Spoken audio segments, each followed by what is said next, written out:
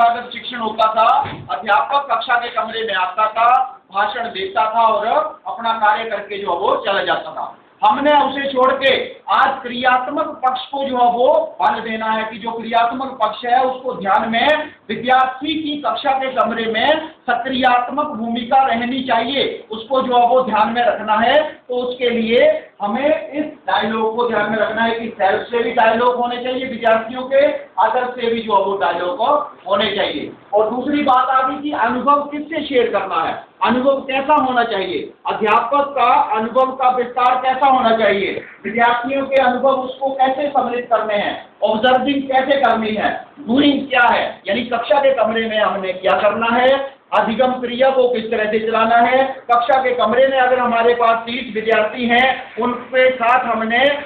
शिक्षण अधिगम क्रिया को जो है वो कैसे चलाना है, उसके लिए अध्यापक का क्या प्रदर्शन रहेगा, कौन से संप्रेषण को आधार मानते हुए कि कौन सी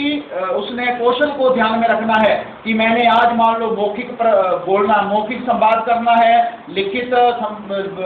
प्रक्रिया को जो वो कक्षा में निभाना है, या विद्यार्थियों को क्रियात्मक पक्ष को ध्यान में रखते हुए जो वो उसकी सहभागिता की जो वो भूमिका निभानी है कि करना है हम कक्षा के कमरे में कुछ विद्यार्थियों के द्वारा किए जाना, और निर्देशन जो है वो अध्यापक के द्वारा किया जाएगा, और ऑब्जर्वेशन सारी जो है वो अध्यापक के द्वारा रहेगी। और इसमें जो ये एक्टिव लर्निंग का जो ये मॉडल है, इसको जब हम कक्षा के कमरे में अच्छे ढंग से जो है वो प्रयोग करेंगे, यानी कि उसको किस तरह से हम इम्प्लीमेंट कर सकते हैं अपनी कक्षा के कमरे में, उसके लिए क्या क्या भूमिका रह सकती है, हमें इसके लिए कक्षा में इसे सक्रियात्मक ढंग से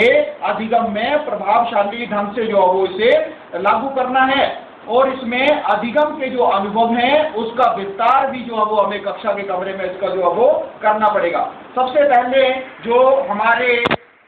हमें मालूम है कि जब हम कक्षा के कमरे में जा रहे हैं, कुछ अधिगम की जो क्रियाएं हैं या लर्निंग जो हमारे अनुभव हैं, लर्निंग एक्सपीरियंसेस है, उसे हमें स्वयं क्रिएट करना है कक्षा के कमरे में। अगर हमें 50 विद्यार्थी हैं, 30 विद्यार्थी हैं, हमने उन क्रियाओं को जो है वो कैसे कक्षा के कमरे में ले जाना है, हमने विद्यार्थियों को छोटे छोटे समूहों में जो है वो विभाजित करना है कि विद्यार्थी हमने मान लो 30 विद्यार्थी हैं, तो हमने उनको जो है वो 6 के विद्यार्थियों को 5 ग्रुपों में बांट दिया, 6 पंजे 30, तो उनको जो है वो उस ग्रुप में बांटते हुए, उनमें विभाजन करते हुए हमने विभिन्न माध्यमों की जानकारी जो है वो रखनी है कि हमारे विषय से संबंधित कौन सी क्रियाएं हैं जो कि कक्षा के कमरे में जो है वो हम प्रेषित कर सकते हैं। और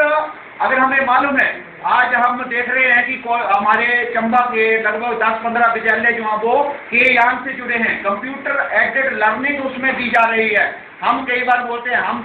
तो पहले बात आ रही थी कि हमने लेसन प्लान डेवलप करना है, वो उसमें नहीं रहेगा, लेकिन आज फिर भी जहाँ पर भी चर्चाएं हो रही हैं, लेसन प्लान भी डेवलप, जैसे केंद्रीय विद्यालय में होता है, नवोदय विद्यालय में होता है कि जो टीचर कक्षा के कमरे में जा रहा है लेसन प्लान डेवलप करेगा, जो पढ़ाना है मैंने पाठ्य योजना तैयार करनी है। अगर हम के यान से पढ़ा रहे हैं तो हमने केवल उसको उस ढंग से नहीं, बल्कि हमें उस पर भी लेसन प्लानिंग करनी है, यानी कंप्यूटर एडेड लर्निंग से संबंधित जो विषय है उसमें सम्मिलित करना है, जिसे हम कहते हैं अभिक्रमित अनुदेशन, इंस्ट्रक्शन एजुकेशनल सिस्टम है जो उसमें हम उसको जो है वो लेते हैं।